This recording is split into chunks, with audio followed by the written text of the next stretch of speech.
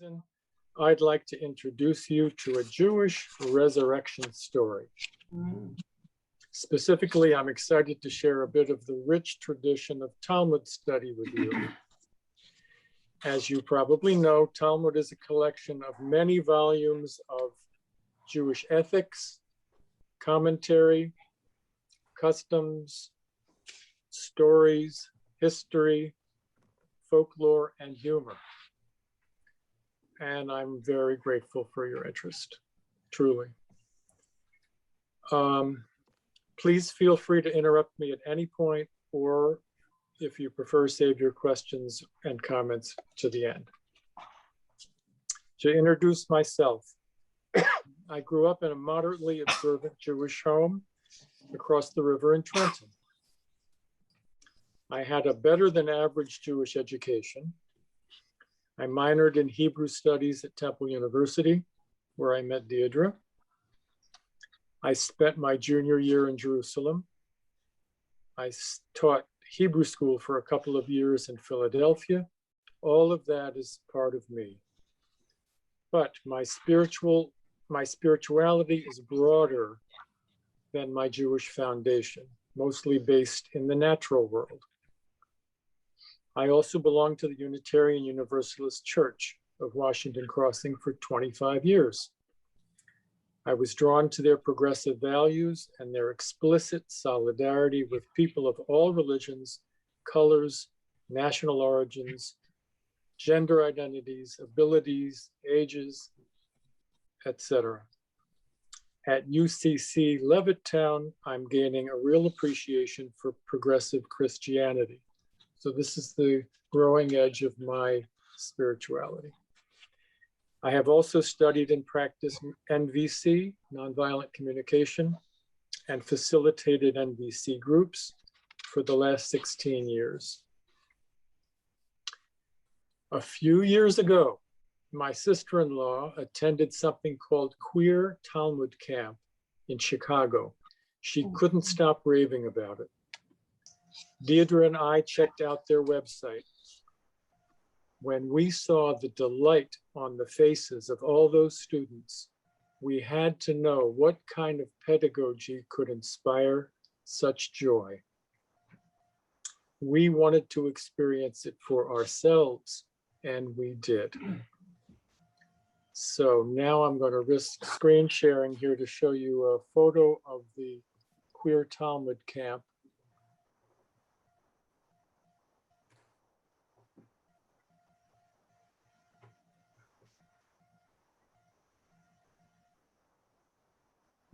Okay, I'm lost already.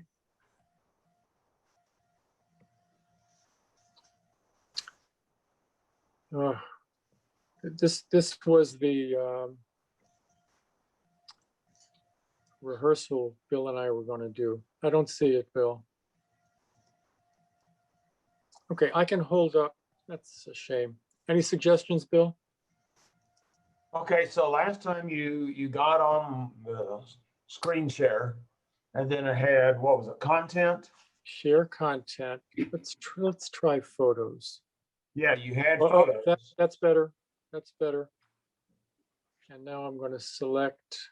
Yeah, select these three. Yep.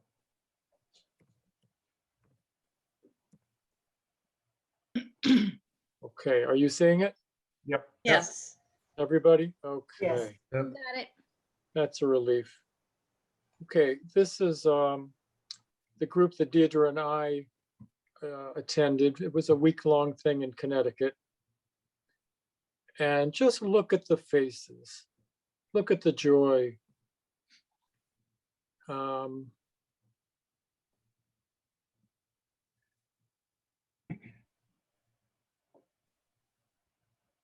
And do you see me and Deirdre?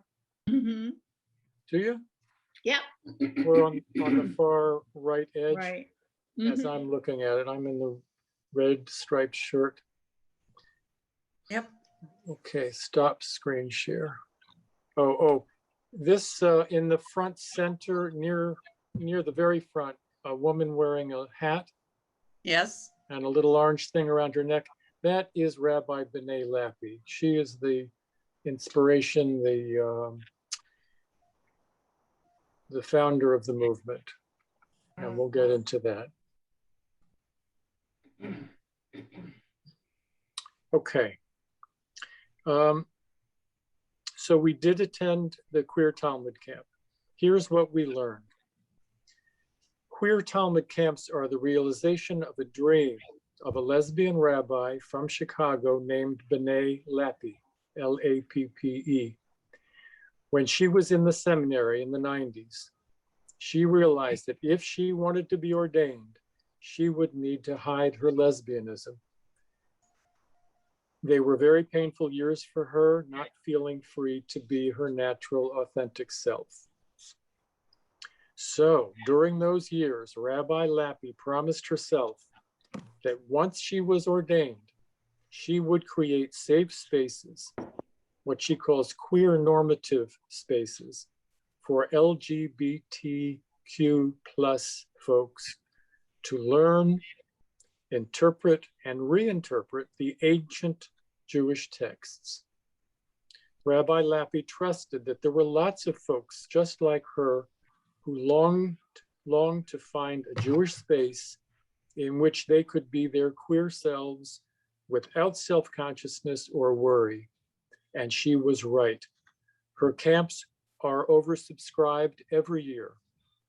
There are more people literally on the waiting list when they were meeting physically than there were able to attend. There were 4 Queer Talmud camps in 2019. In the era of COVID, they all went to Zoom and are now reaching even more folks than ever. The only prerequisite to attending Queer Talmud camp was to learn the Hebrew alphabet so we could look things up in our dictionaries. We learned basic stuff like what is a page? I thought I knew what a page was. Here's a volume of Talmud. Let's see. This is sort of a typical page, but what is a page? Can you see?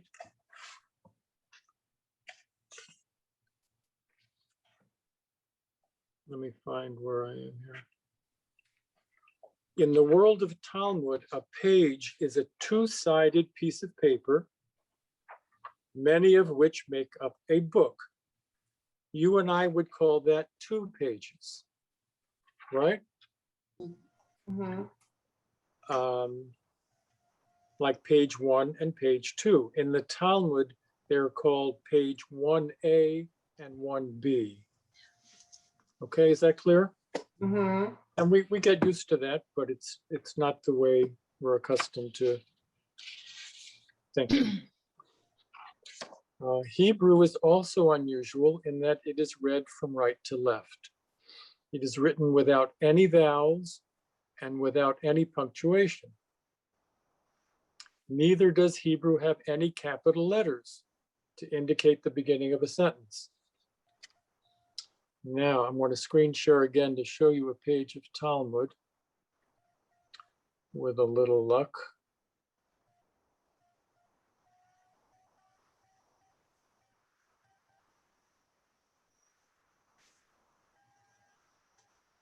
Okay, can you see that? Yes. Yes. Okay, now you'll notice the page is formatted very differently than we're used to. There's a central block, which is the oldest text and oldest commentary, and it refers back to some biblical verse. So, and it is in Hebrew. Surrounding it is later commentary, which is in Aramaic.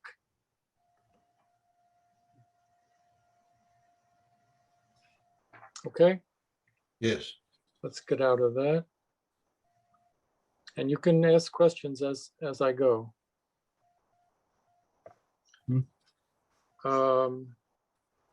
What is Talmud study like? It's different than any study I've ever done otherwise. We sat at long tables arranged end to end in long parallel rows in the main study hall. There were 90 of us. Each of us sat opposite our chevruta. Our what? A chevruta is a study partner. Okay, you can picture this?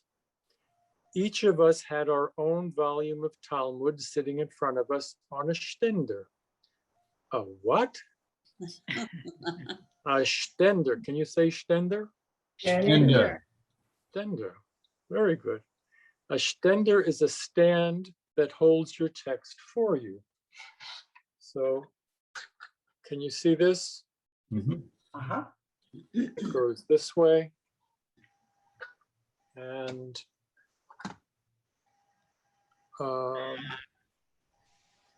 I'm going to try again to show you the back of the stender.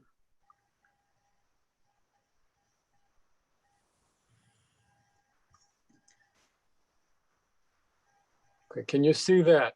Yes. Yes. Okay, there's a text, and under it's sitting on the stender, and you see the Hebrew alphabet in the top line and the Aramaic alphabet under it, which is similar, but not quite the same.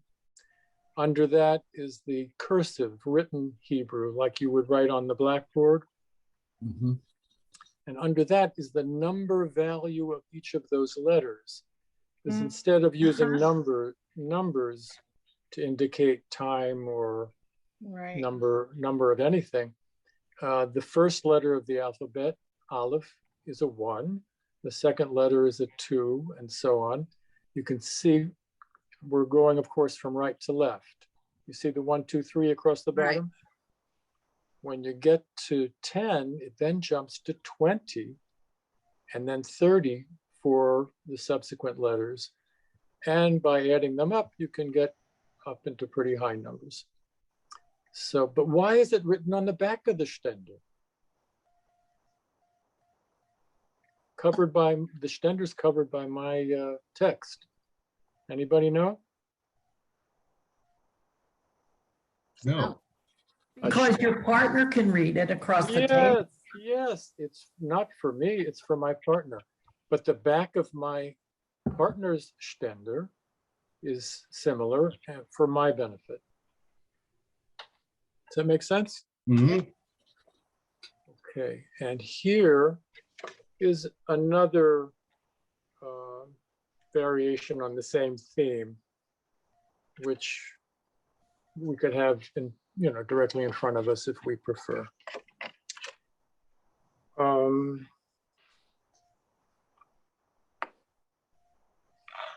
Okay, a stender can be a waist-high pedestal at which you stand, hence the word stender, at which you stand, right?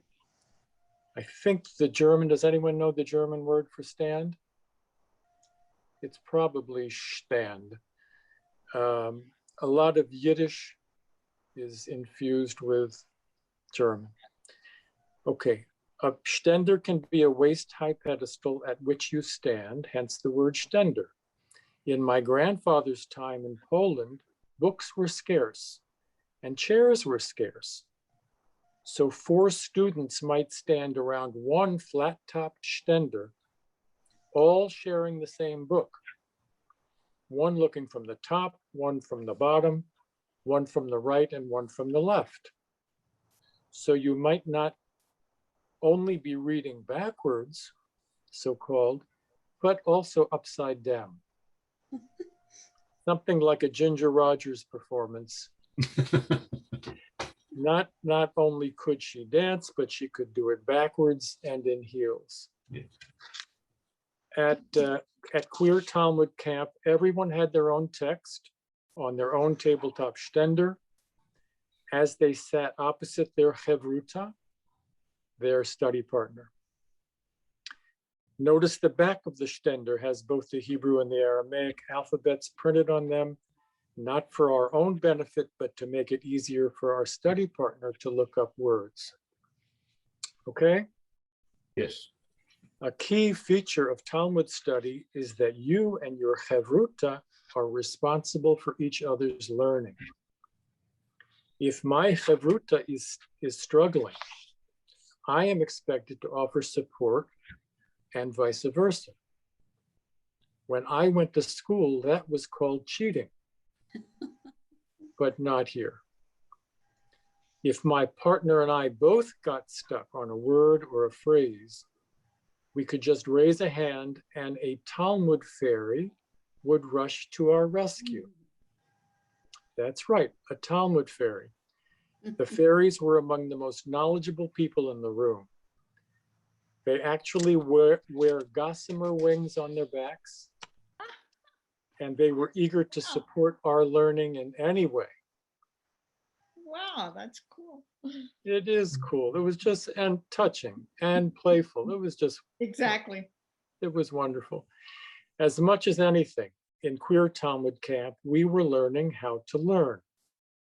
First, make time for learning. Second, gather all your reference materials around you. Third, have a study partner, a Chavruta. Then we let the sages speak to us. Every day, right after breakfast, we gathered in the study hall. One by one, we took our seats opposite our Chavruta with anticipation. So you can all speak Hebrew now, right? It is traditional to gather while singing a nigun, which is a wordless, driving melody that brings everyone together. Listen to this recording as you picture everyone pounding the tables and singing. Okay, we've got 40 seconds worth, if I can bring it up. 40 seconds worth of, just picture everybody gathered wordlessly. The words are ya, ya, ya.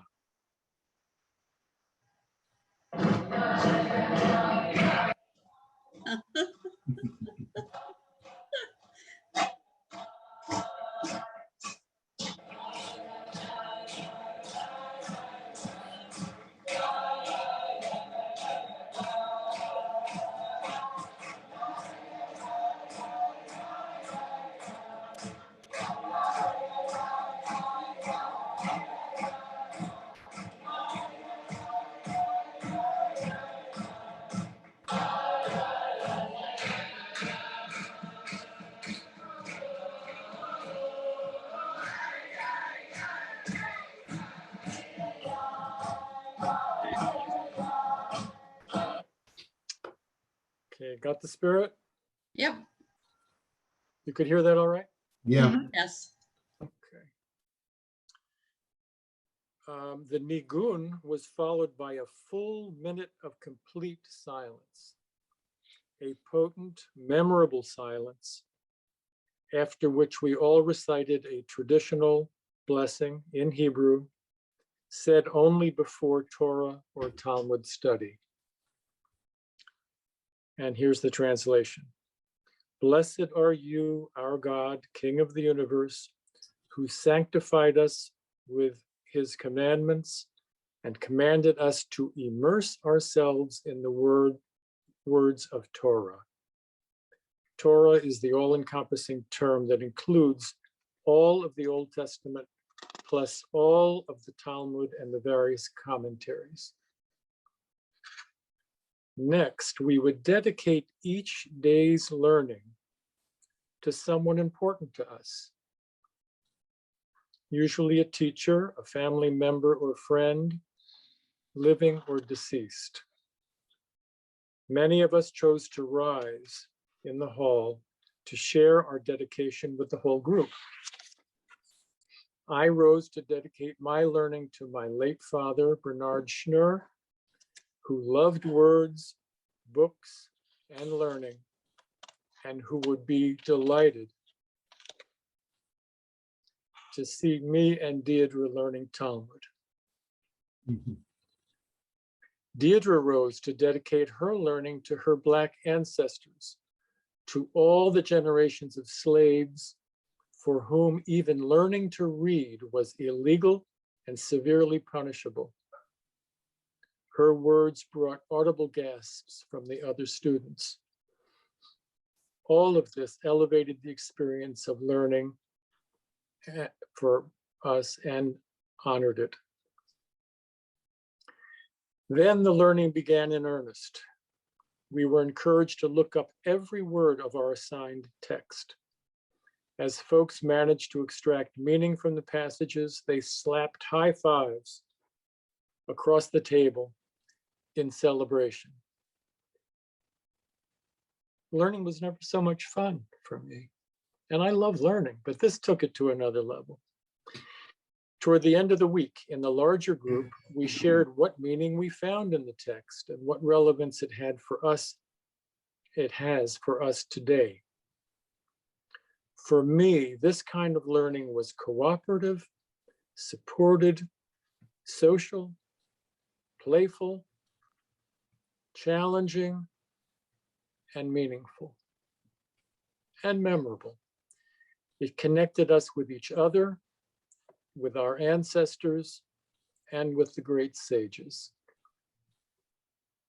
Rabbi Lappy explained that, quote, "The text is never what it is about," unquote.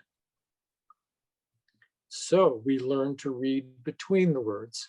We expected the metaphor, the allegory. We look for universal themes. You with me? Yes. Okay, just checking. Here's an example from the Talmud.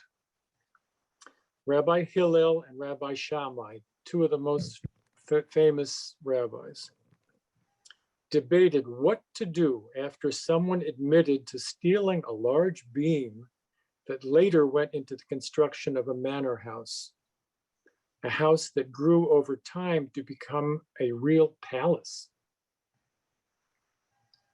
What to do? Rabbi Shammai argued that the palace should be torn apart, torn down, so the beam could be returned to its owner. Rabbi Hillel argued that the palace should not be harmed. Instead, the person who stole the beam should give something else to the original owner of equivalent current value. Deirdre and I got the surface meaning of the passage, but if the passage is not about what it's about, then what is it really about? What relevance might it have for us today? Our Talmud fairy helped us connect with this passage personally. It hit us like a bombshell. Can you imagine, can you guess what relevance it would have for us or you today? Today's times and headlines.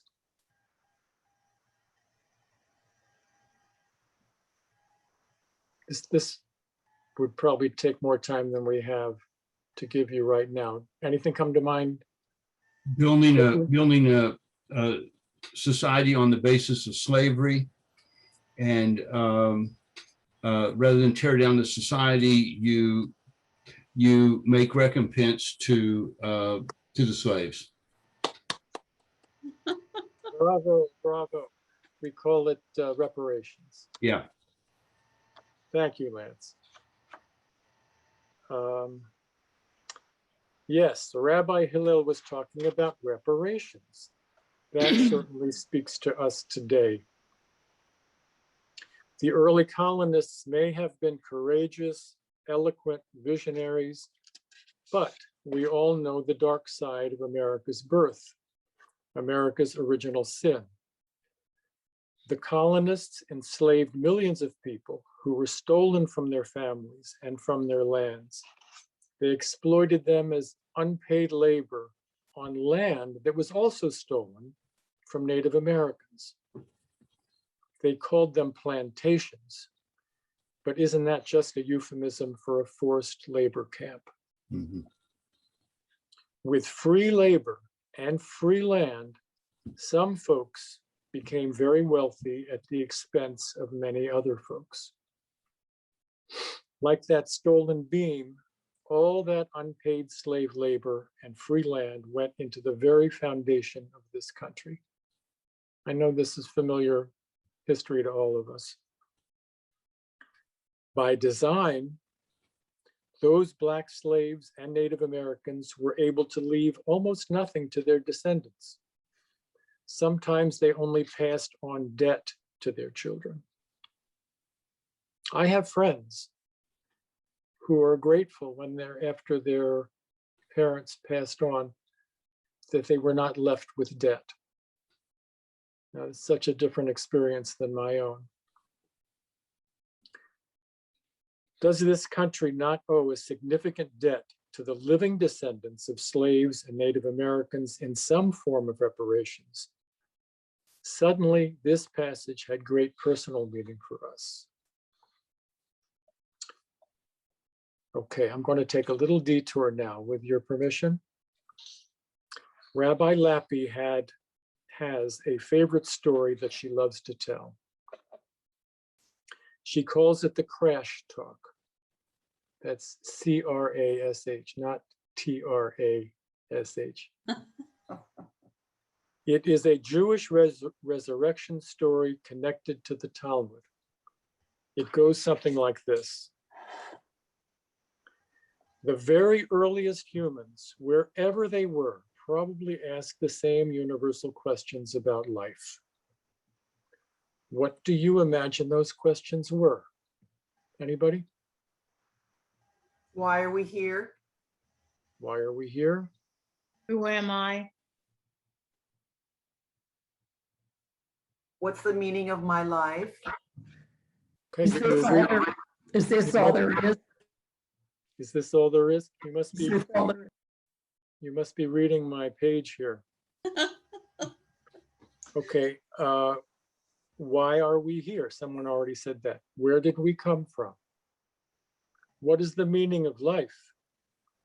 What is our purpose on planet Earth? Is there a God? And the most universal question of all, where is the bathroom? These are the great eternal questions. Every tribe and religion, every nation and family comes up with its own answers and its own myths, which embody their beliefs, their self-image, and their view of others. Rabbi Lappy calls them master stories. What do you imagine America's master story might be? In a few words. It's a big question. It was Manifest Destiny. We Yep, were founded on the concept of manifest destiny. yep. Anybody else? Another way to say that is perhaps something about the rightful place of white Christian men. Mhm. Right. But according to Rabbi Lappy, every master story will eventually crash or crumble and crash. This is not necessarily bad. Crash is inevitable because change is inevitable. I believe all institutions and societies will eventually, will continually crumble and crash and be reborn. Mhm. As one of our many UCC sages, Lance Roberts, likes to say, quote, if we look at the word disintegration, we can break it into two parts, dis and integration. Disintegration is the beginning of reintegration into the universal whole or rebirth, unquote. Did I get that right, Lance? Yes, you did. Okay.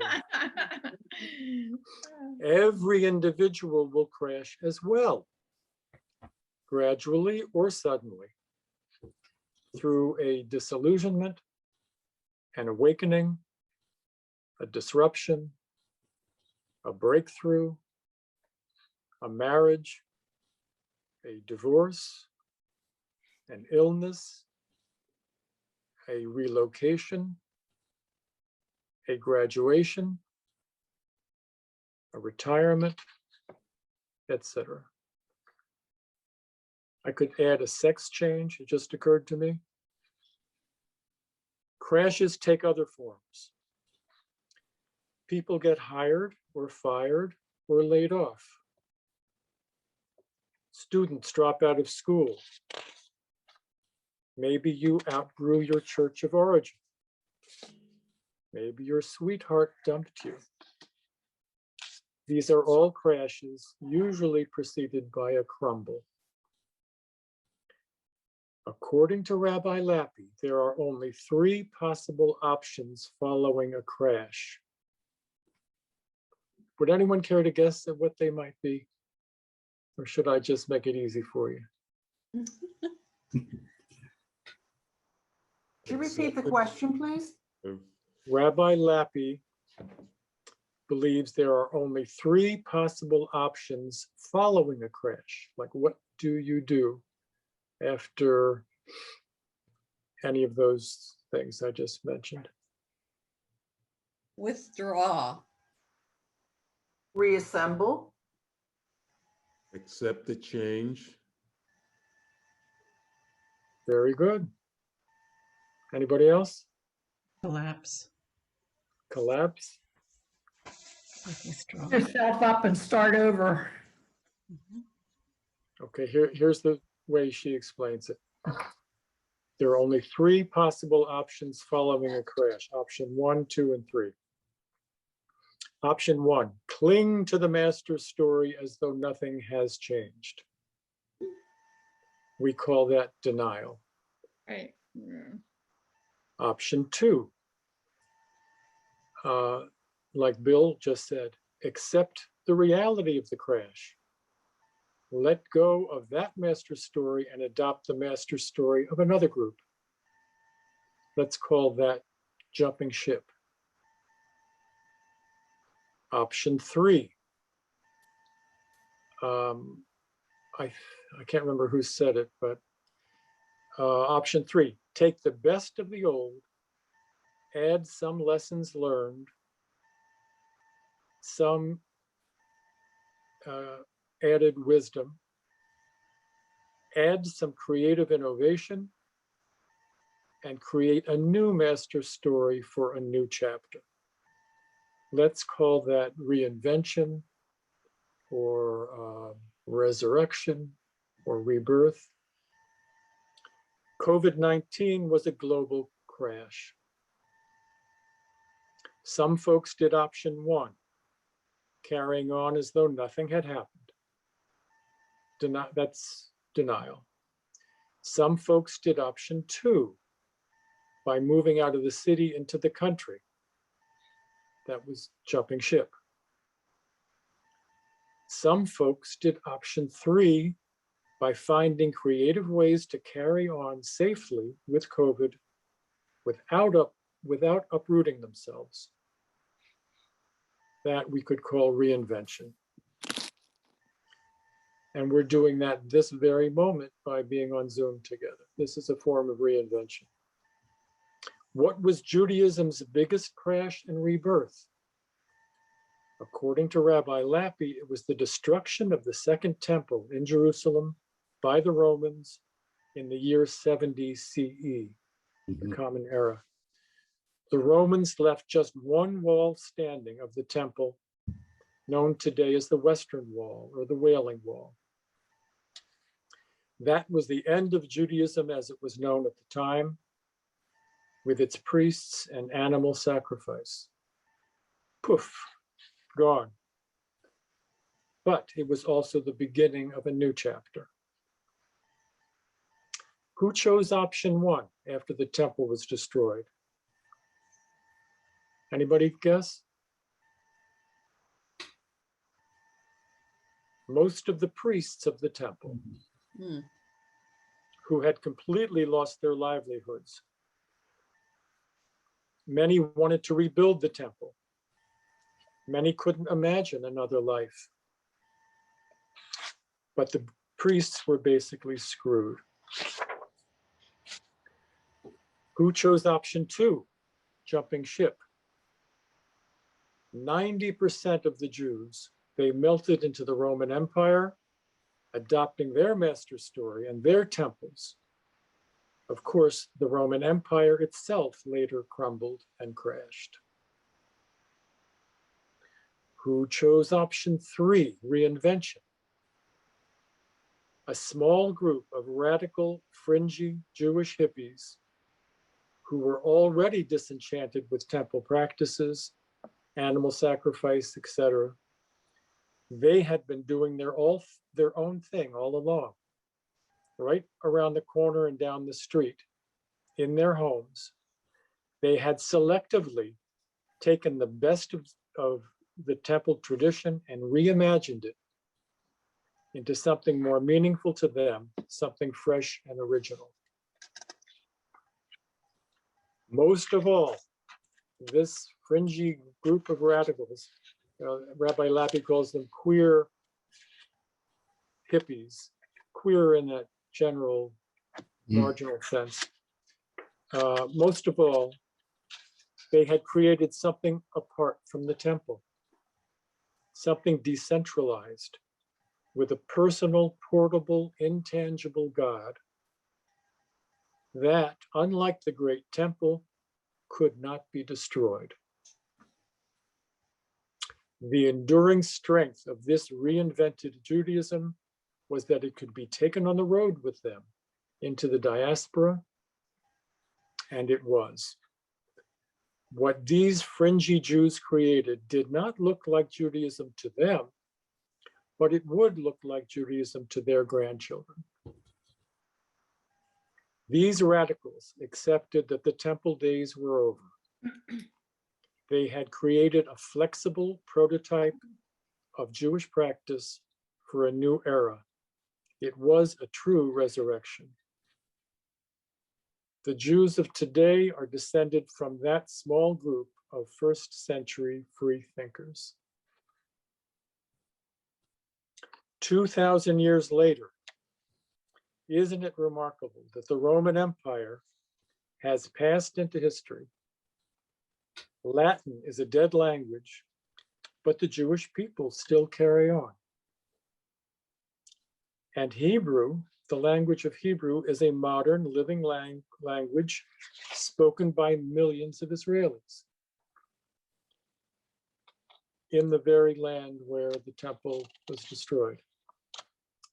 It is a story of crash and rebirth. It is the Christian story. All of us have stories of attachment and loss, of mourning and resilience, of creative reinvention and rebirth. Every religion, every church, mosque and synagogue, every empire, every government, every business and every family will grow stale with time, will lose vitality if it does not continually reinvent itself as times change.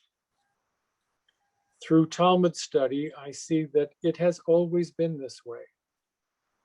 We have experienced countless crashes and rebirths, big and small, also many epidemics. We have been here before.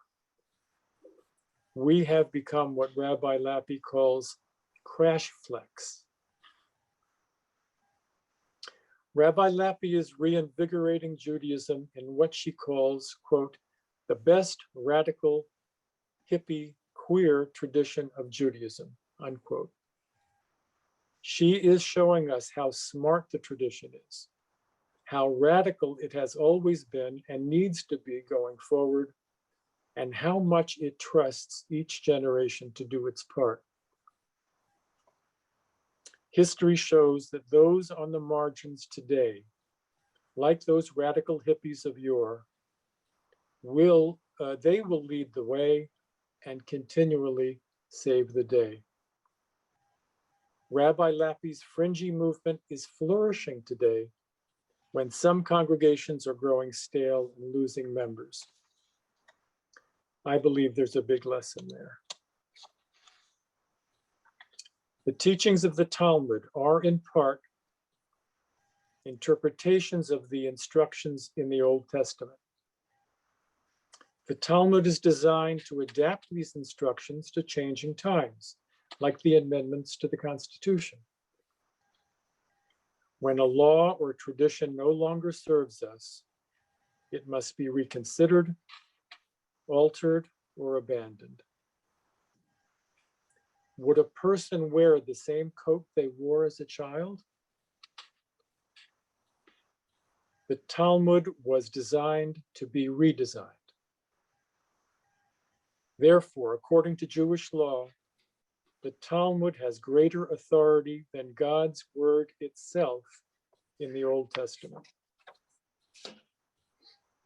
As an example, in Deuteronomy 21, verses 18 to 21, God said that the parents of a stubborn and rebellious son may take their son to the town elders and have him stoned to death. Oh, wow. Yep. The word of God. Many years later, the Talmud set so many qualifications on that practice that it was effectively abolished. God was overruled. The Jewish sages wanted us in our day to take our pencils and erasers and go further and deeper than they ever could. And the Jews of today hope that our descendants will take their pencils and erasers and go further and deeper than we ever could. God expects every generation to step up as senior partners. The Talmud empowers us that way. Rabbi Lappy often says, this is a quote, "This is why we are here. This is our moment. This is when we can make a difference." There is a Talmud story that says that when God saw his children reinterpreting his words to serve justice and prevent suffering, he said approvingly, "My children have conquered me." So the notion of originalism, as embraced by some members of the Supreme Court, claiming that the founding fathers had more wisdom than later generations could, is at odds with the Talmudic tradition and Talmudic assumptions, and can have a stultifying effect, in my opinion. So who exactly is entitled to override standing Jewish law and practice? Of course, any of us can speak up on behalf of justice or to prevent suffering, etc., as President Biden did last Wednesday.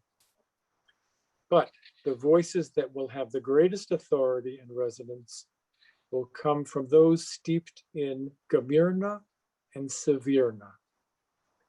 Gemirna refers to deep knowledge of the Torah and the commentary. Sevirna refers to a deep moral intuition. We might call it wisdom, compassion, or heart. Being Gemirna and Sevirna is called having Svara. Let's see. Can you see that? Yes.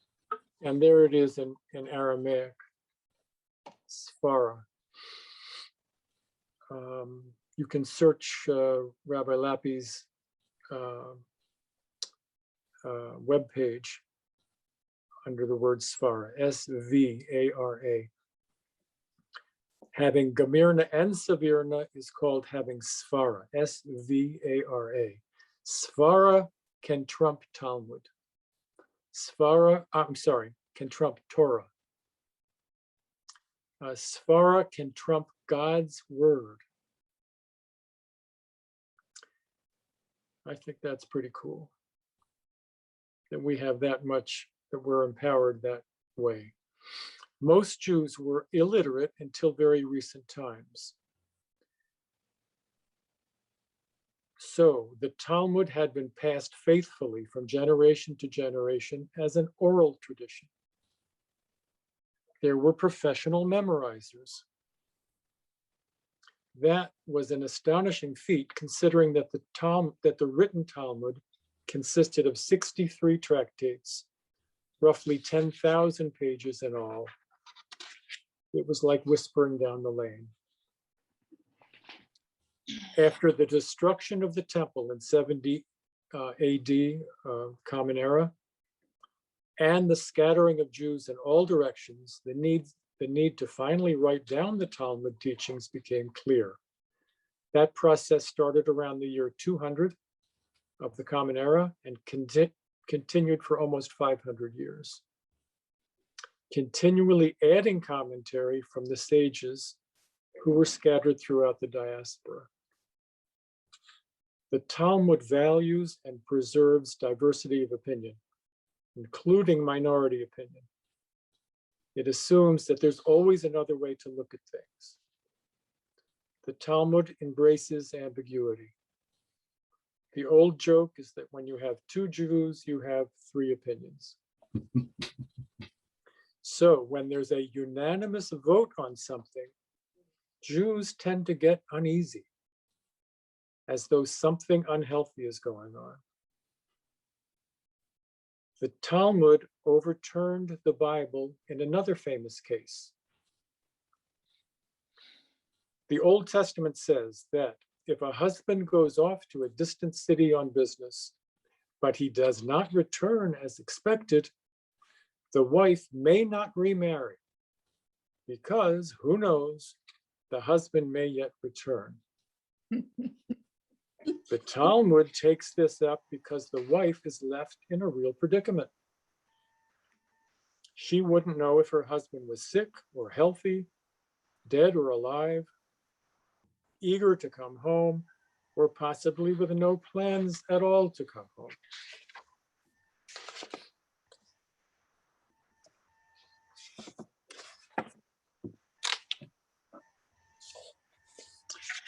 There is some humor in the Talmud too. For example, Talmud says that the husband may have had every good intention, but perhaps a bear chased him up a tree. It's kind of like the dog ate his homework. What is the wife to do? The sages came to appreciate the position of the wife, left in such limbo. What if she remarried after a couple years and had children by another man, and then her husband returned? What happens then? Which marriage counts? Are the children legitimate or not? The rabbis wrestled with this in the pages of the Talmud. They got creative with their pencils and erasers. They decided that a husband should leave his wife with a divorce document before he leaves town. If he doesn't return by a certain date, the wife is free to enact the divorce, to remarry and have children. If the husband does eventually return, he's out of luck, even if a bear did chase him up the tree. The rabbi's argument prevailed over the biblical injunction in the name of alleviating the wife's suffering. Yeah. Okay, I'm nearly at the end here, but I would like to review the points that we covered and then end with a final story and then your comments and questions and anything else. So what we've covered to this point was, I mentioned my own spiritual path in brief. I introduced Rabbi B'nai Lappi and Queer Talmud Camp. I went into some detail about how Talmud study is different than study most of us know otherwise. I told the story of the stolen beam, and Lance connected that to reparations. Gave a short version of the crash talk. That everything crumbles and crashes and is reborn. And then a few words about the evolution of the Talmud. And last was the story of the husband who never returned. Okay, so I'd like to end with a final story adapted from an old Talmudic tale set in Old Jerusalem during an epidemic, no less. And after I read the story, I'd love to hear what meaning you find in it, okay? And remember, the story is never about what it is about.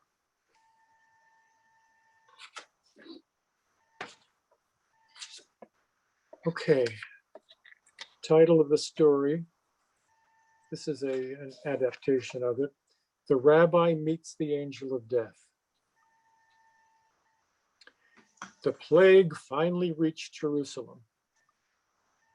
A few traders had already brought stories of affliction and death in Cairo and Damascus.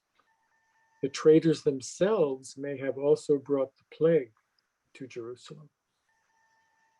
Uriah lost his skull cap as he rushed to the door of his neighbor, Rabbi Gershon, the great rabbi of Jerusalem. Uriah knocked urgently on the door with his cane. Rabbi, you must come right away. My wife is covered with boils and wailing with pain. Please come pray with her.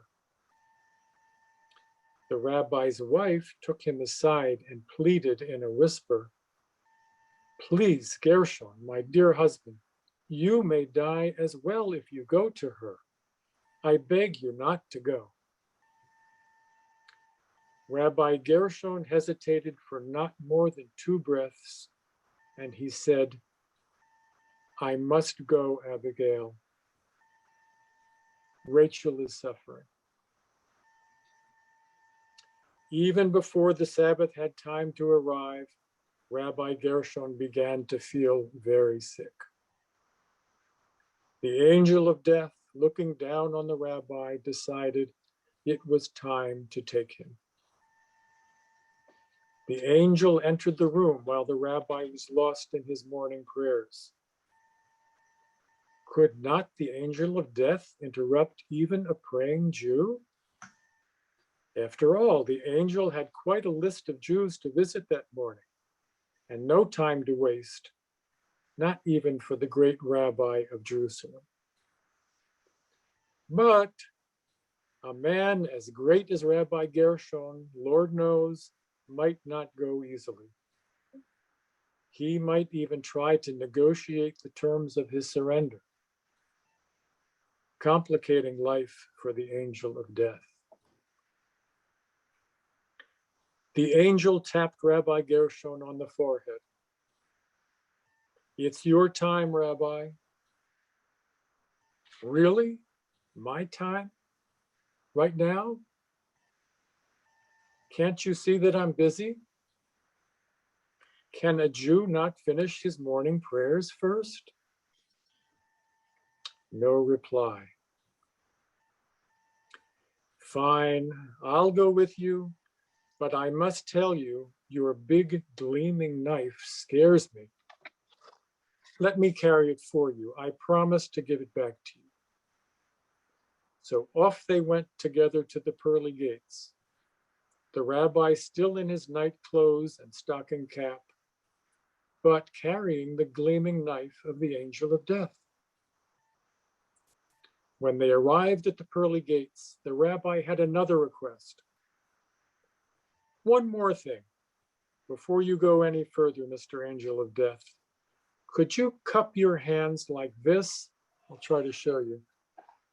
Put your hands together like this, down around just below the belt. Could you cup your hands like this? The angel was puzzled. He looked at his watch. He was getting annoyed already. And why in heaven's name do you ask such a thing, Rabbi? The rabbi explained. if I put my foot there in your cupped hands, you could boost me up so I can peek over the wall into paradise. Rabbi Gershon had always been a man of great integrity, an upright and honest man. For all his many years, he wasn't asking much, just a modest last wish. So the angel of death cupped his hands together.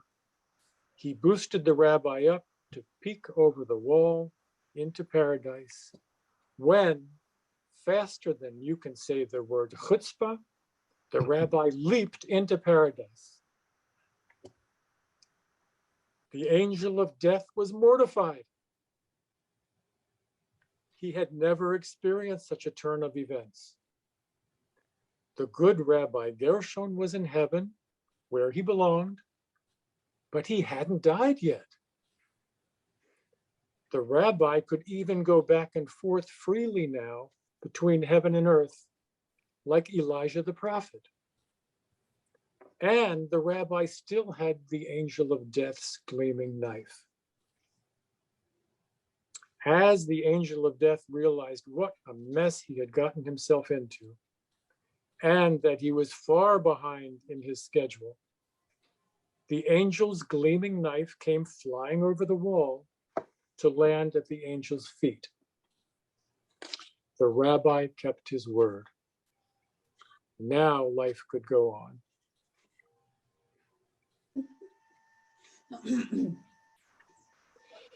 So we can be sure that this story is not about what it is about. So what do you think it is about?